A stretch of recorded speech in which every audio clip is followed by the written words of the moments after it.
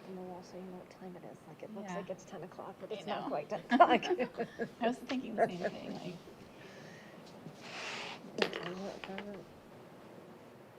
And my thing keeps going off.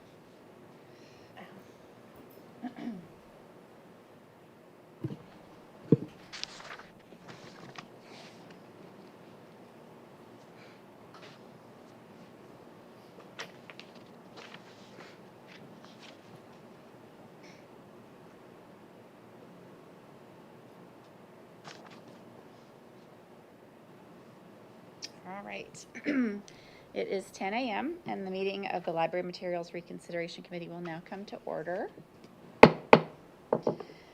Welcome, everybody. It's nice to see you all, and welcome online, people who are watching now or watching later. Our first thing to do is stand and recite the Pledge of Allegiance, please. I pledge allegiance to the flag of the United States of America and to the republic for which it stands, one nation, under God, indivisible, with liberty and justice for all.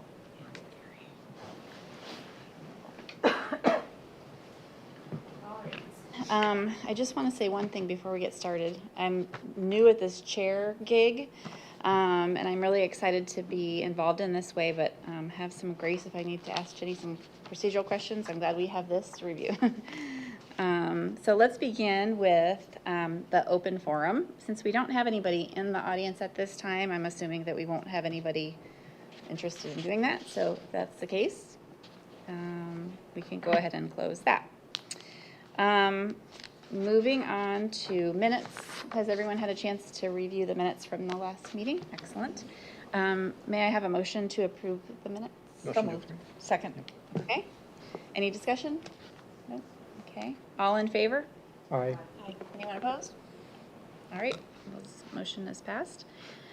My next question is, have this board had the chance to read the books considered on today's agenda and that which were provided by the library? Yes. Okay, great. What I would like to ask first before we dive in, we have 3 books to talk about today. Before we dive into the first discussion about the book, What Makes a Baby, I wanted to ask Susan, as the library director, just to clarify for us. We have 3 choices as to how to handle each of the requests. And the first is retain the material in the collection. Second is to reclassify the material, or the third is to remove the material from the collection for all 3 books. And I just thought it might be helpful to go over what exactly those options are. Retain makes sense, reclassify might not be as clear. Yes, those are the options, but you can also take into account what is put on the request for review from the person who is asking that it be reviewed. So you can either decide to, keep the book in the collection where it is. Reclassifying the material would be maybe moving it to a different section of the library, since, these materials are in the children's section. You can choose to relocate them somewhere else, or to remove it from the collection entirely. But I would also, in this case, there is a spot on the form that says, what would you like to do? You can follow that also and either go with what's on the sheet or, Okay. make a decision on your own. So all 3 of the books that we have today are shelved in the children's section currently. Yes. Okay. And so to reclassify them, they would be moved to an area in the adult section. Yes. Okay. Before we start, I have a couple questions for Susan. Uh-huh. So when I took the books out, there was a couple questions I asked the librarians. Number one, how long have we had them? And I think the newest book is 2015, but they may have come from other libraries. I also asked at what age a child is allowed to get a library card. And the girls behind the counter told me 6. Is that correct? Yes, but we also have a program for children. It's called 3 for Me. And it's for anyone basically ages 18 and under, because you do at, the age of 6, you still need a parent there with you to get the card.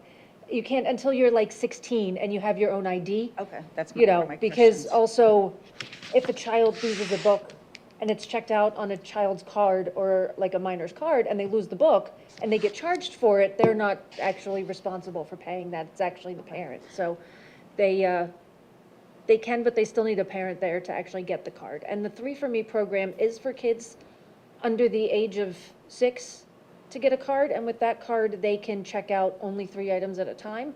The point of that card is that if a child comes in with a friend or with a grandparent, and they want to sign up for a card, they can't because that's not the person who's going to be legally responsible for the materials. Right. So that's what that's for, so they can get a book at that time if they need it for something. So then my next question to the librarians was, let's say a 6-year-old came in, got a card through their parent, right? The parent has a card. Can the 6-year-old come in by themselves and take one No, of the? because there is Okay. an age, it's like under 12. They can't be in the library alone. Okay, so let's use that kind of, I don't know if a 13-year-old probably doesn't need these books, but at what, 12 is a standard cut and dry rule of they can't take a book out We, without a I parent mean, we don't present? ask them for, you can't, if they're 12 and we ask them, how old are you? They can say, we can't, Right. that's a little, Because that was part of my thinking of who can check these books out? Because Yeah. that's an important factor, is Yes. the parent going to be there I with the do know, child? like, as a regular attendee of the children's section, Mr. Anthony has a pretty good grasp on who are the attendees, what are their ages, Yes. what are they looking at. Like, they're pretty attentive. Okay, Yeah. okay. So if a 10-year-old came and took these books out without a parent, we would say no? no. Okay. No, if the child, if the child's allowed to be in the library, also, if their parent's allowing them to go by themselves, No, okay. it's, Their discretion, absolutely, Yes. yeah, okay. Sue, I have one more clarifying question. For the way that these are in the library today, Yes. Are they in the juvenile section or? yes, they're in Okay. the juvenile nonfiction section. Okay, because I know there's that juvenile, then there's like the teenager nonfiction section as well. Yeah, no, these are in the juvenile nonfiction. Okay, but they're on the nonfiction, Yes. which I know is that row at the end. Yes. Okay. Anything else to clarify? Okay. So we can start with our first book, which is What Makes a Baby by Corey Silverberg. We have open discussion. We don't need to go person by person. We can have just a discussion about what we think about it, but I'd like to hear from everybody, of course. Is anybody wanting to start off with this particular book? Impressions, feelings? I'll just say, I'll read what the challenge was that it was objected for being inappropriate subject matter, and the age group is not for children, and that it has been challenged in the past in other library districts for being too graphic, and the requester is suggesting that it be removed from the children's section. And I will also add that this book was checked out 18 times in the last 6 years. If you are interested in the circulation numbers of the book, that it has been checked out 18 times in 6 years, and there are other copies in the county. Okay. Thoughts about this book? I can start. I thought this one was sort of the least objectionable of all of them. My 4-year-old knows much of the material in this. I don't think I would use it for her specifically. She already knows a lot of what's in this book, just by absorbing things from other books. The Mayo Clinic, this is going to be applicable to all 3 of these books. The Mayo Clinic says that you should begin teaching like body parts and anatomy as young as age 5. That by age 10, kids really should know most of what's in this. And so the juvenile section is for, is it for ages, basically no bottom up to, what's the upper range of like the juvenile section, like 10? 10, 12, I Yeah. mean, anyone can read them really, but yeah, it's about, 10. So, 12. if I'm thinking of like ways to begin teaching my 10-year-old about these subjects, this seems very appropriate to me. This one, I didn't find this one even very uncomfortable for a 5 or 6-year-old, sure. But as the parent, I think that's my job to sort of say what is or isn't appropriate. It's not the library's decision. They should be making it available. That's how I stand on this one. I noticed at the beginning of that book, there's like a disclaimer, not a disclaimer per se, but like, there's a thing about how like, for the parent reader, it's like the first page is like, if, as the parent reader, know what's going on in this book. That's exactly right. It's like, you should know what you're checking out and kind of has a clue of what you're gonna be getting into. Yeah, I don't even let my 4-year-old run around the picture book section without any assistance. Yeah, I like to know what they're looking at. yeah. I'm with you on the grown-up reader section. I really liked how it says it creates a space for you to share as few or as many of those details as you like. So general, you can, Like if need be, like Ask realistically, I answer. feel like realistically, you'd be reading this to your child or something, and if you wanted to skip pages, Put a paper clip on it. yeah, you could skip pages if you felt that part was unnecessary for your child. I like the ending question. Who is waiting for you to be born? Uh-huh. I love this. Ginger, what do you think? I liked the book. I didn't think it was graphic, too graphic for kids. And you said a mouthful. It's up to the parent. The parent should have control over what their child learns. If you don't want them to look at page 10, don't show them page 10. Right. But I will say something in my research of this is, I found this online, of course. If a city wants to restrict access to certain books, they must demonstrate a strong reason beyond mere discomfort with the content, such as proving the material is harmful to minors. Yeah. So is it harmful to minors at what point? At what age is this harmful to minors? It's, again, it may be up to the parent to decide that. But I didn't have any objection to this book. All right. I will say that I used my 13-year-old as someone to collect, impressions from. And she liked this book, and I asked her, do you see anything that's offensive or that made you uncomfortable? And she said no. So I feel like, she said this is the least, I think you started with that, this is the least of the, books that have anything that's. Yeah, I actually took a note at home that was like, check this back out in a couple of years. Okay. Okay.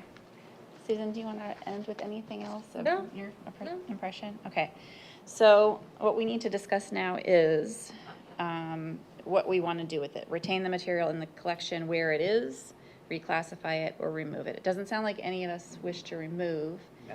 Does anybody want to talk about whether they would think it can stay where it is, this particular one, or be moved? I think after the discussion, I moved to retain. I was going to suggest we wait till the end. To do because all there of might them? be other ideas to do all of them. I don't know if that's good with everybody, but, Is that okay, Jenny? Or since they're different, since Yeah, they're it individual would be- agenda items, I would say we just vote on each one Yeah. individually. well, What's your thinking? here's my thinking of any book like this that we would want a parent to check out if the child's 10 or under.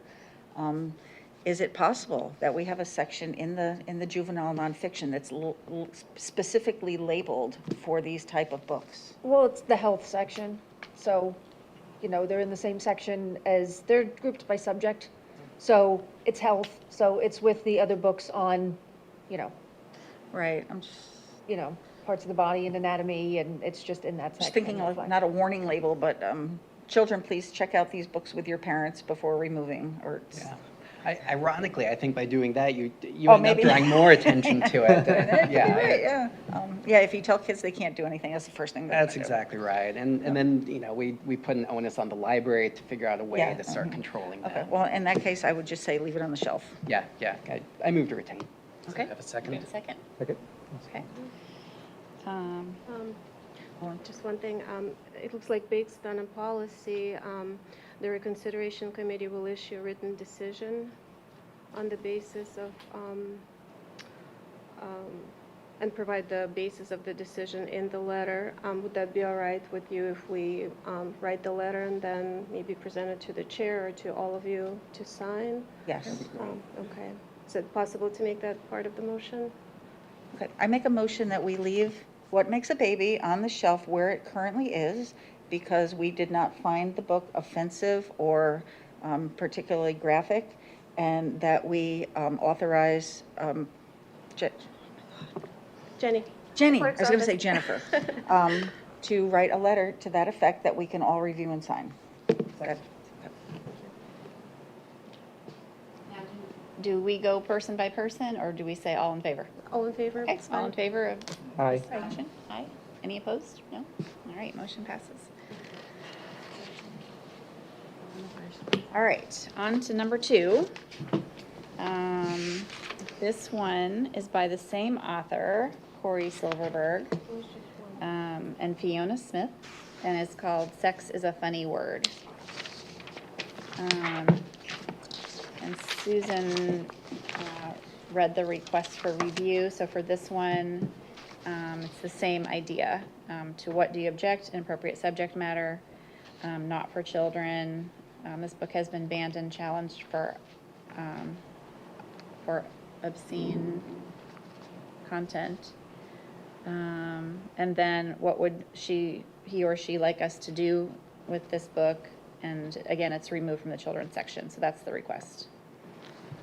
So, who would like to start us off with your thoughts about this I'll one? just add, just like I did the last time, because you had asked before about, in the previous meeting, about circulation numbers. So this book was added to the library collection. It was published in 2015. It was added to the collection in 2016. And it has been checked out 25 times in 6 years. Okay.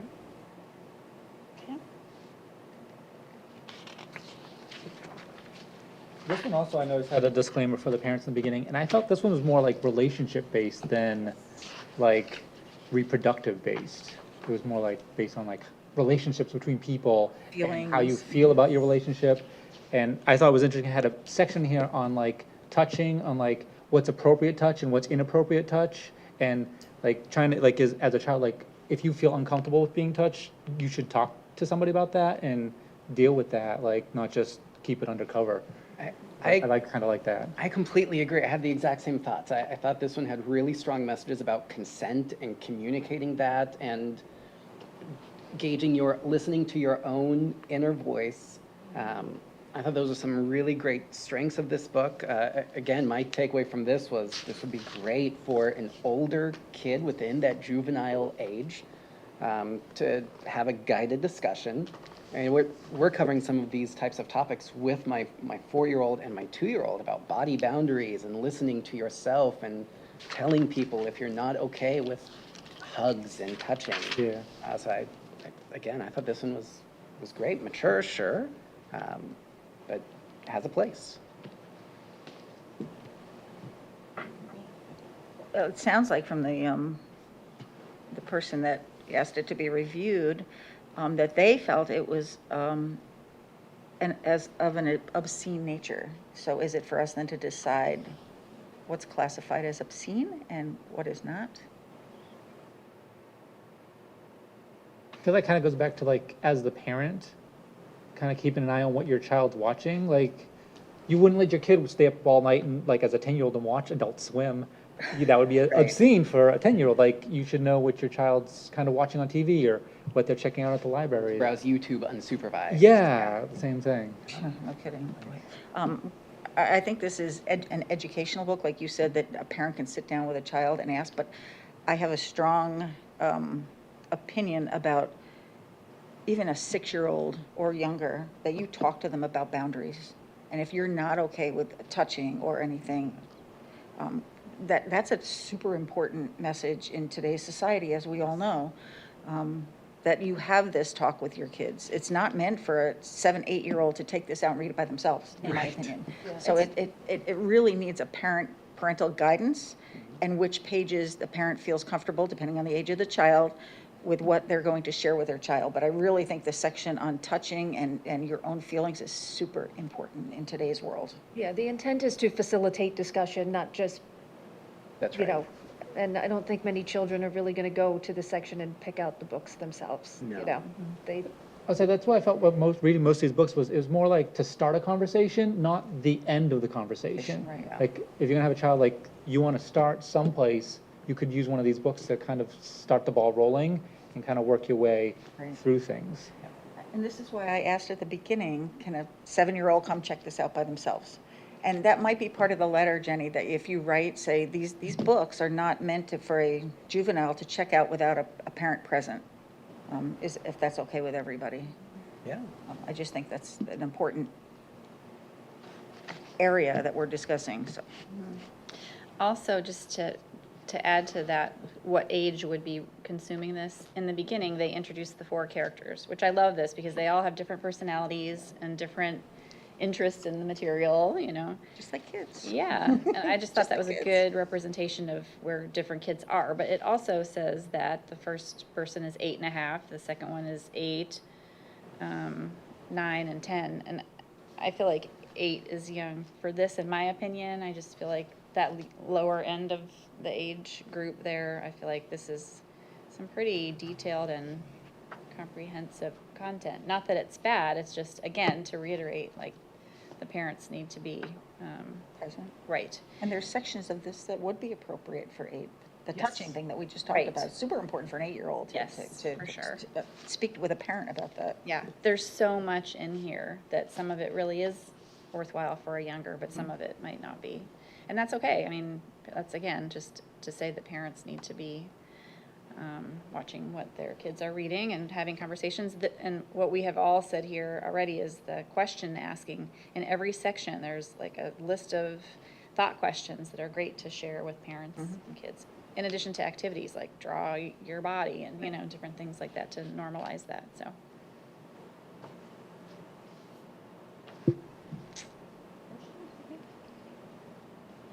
Yeah, it sounds to me like we all sort of feel the same way about this one that we did the last. I motion to retain it in the collection and to authorize Jenny and the city to draft a letter as to the effect that we feel like this one is appropriate for at least a portion of the age range, that it's not the library's responsibility to restrict this material, that it's up to the parents to have a guided conversation. Second? Yeah. Second. Okay. All right, all in favor? Aye. Any opposed? Motion passes. All right. The last book up for review is What's the Big Secret? Talking about sex with girls and boys. This is by Lori Krasny Brown, EDD, that's Educational Doctorate, and Mark Brown, who's the author of the Arthur books, I realized. So when I showed my daughter this one, she said, "This looks like Arthur as a man." So I thought that was interesting. Would you like to read the checkouts and? Yeah, so this book was published in 1997. It was added to the library collection in July of 2004. And we don't have statistics that go back that far. They only go back like from when we got our current system, so that's why it's only a few years, but it has been checked out 5 times in the last 6 years. All right, anybody feel they want to start off this discussion? I felt that, like, the Gilman, most of this book was kind of more about respecting our own bodies and each other's bodies. Like, it seemed kind of baseline information, kind of like respecting each other. But like 2/3 of the book seemed to be more about was like bodies than anything. Yeah, I thought this one was a little more uncomfortable as, you know, a middle-aged white guy than some of the other books. It's not how I would have been talked to about these subjects as a kid. But it was only a couple pages that I was like, ooh, I'm not sure I'm ready to have that conversation with my kids.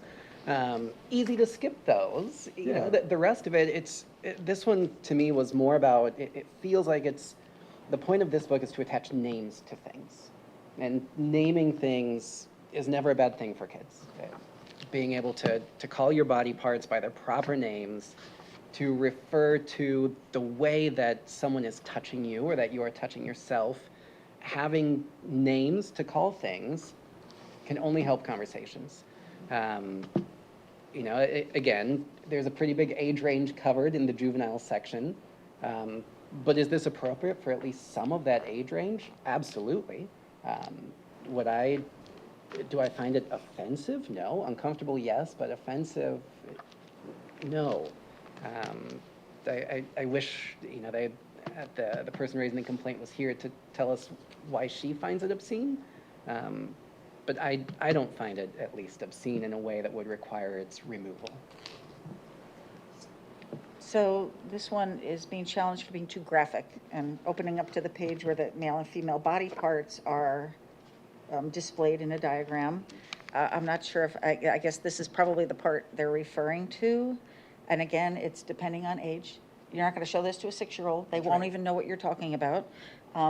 However, there's probably adults that don't know the names of the body parts, so it might be a good review when their child gets a little bit older. I'm the oldest person here, and I grew up in the 60s, and knowing that back then, talking about sex with your parents was not done at all. You found out whatever you needed to find out from other kids at school. And that's not necessarily a really good place to find out information. So I'm okay with a parent guiding their child through the process of learning about boys and girls and reproduction and how the world works, because I came from the age that wasn't done, and it's not necessarily a good thing.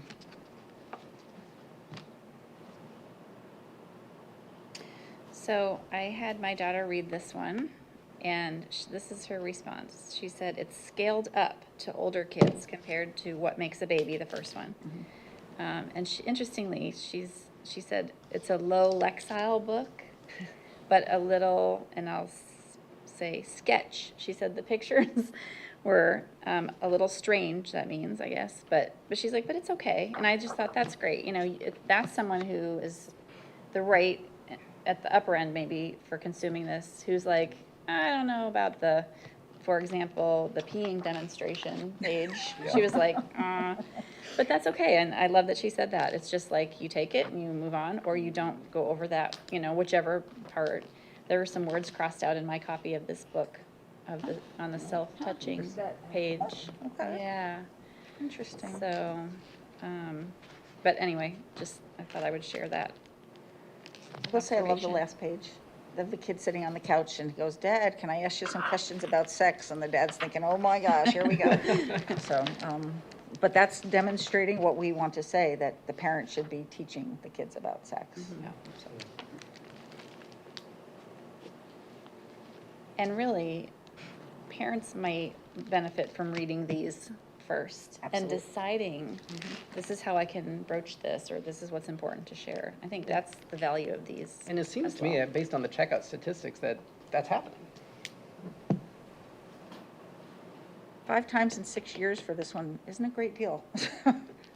Someone found it useful. That's right. All right, any other thoughts on this one? So are we saying we're coming to the same, do you think? Yeah.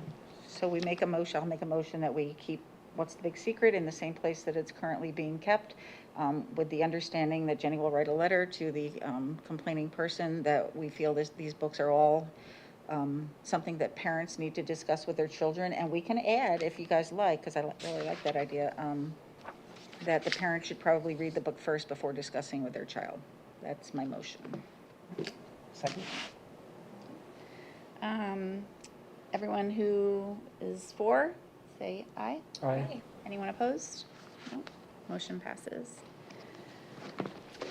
All right, so we've done our job of reviewing the 3, making a decision and moving on that.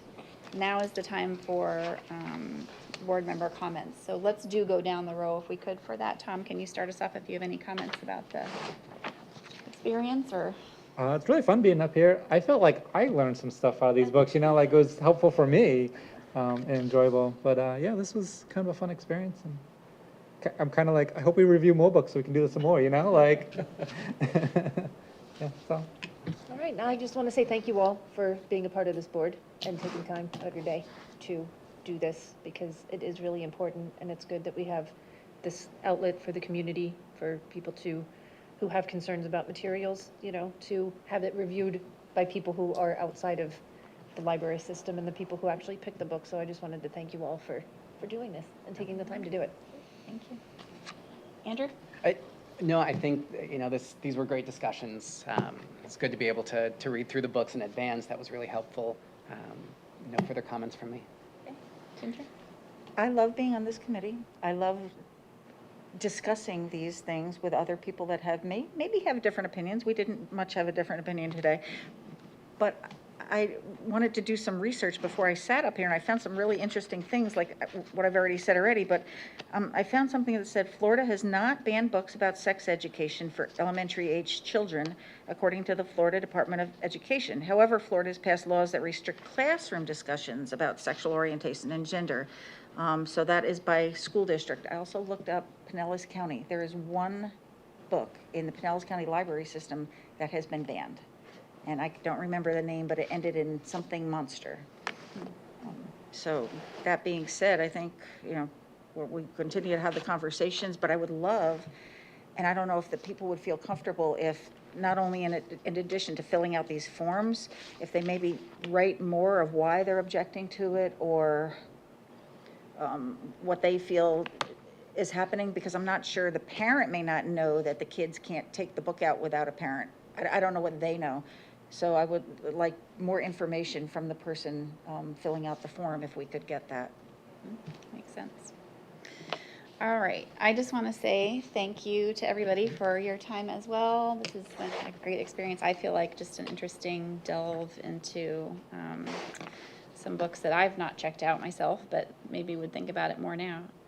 I think that communication between parents and kids is so important. Obviously, I just think that this maybe is a way to help communicate with each other about a tougher or more sensitive topic area. So I appreciate that they're available. If that's all comment-wise, all right. I learned last time we don't need a motion to adjourn, so if there's no further business, the meeting is adjourned.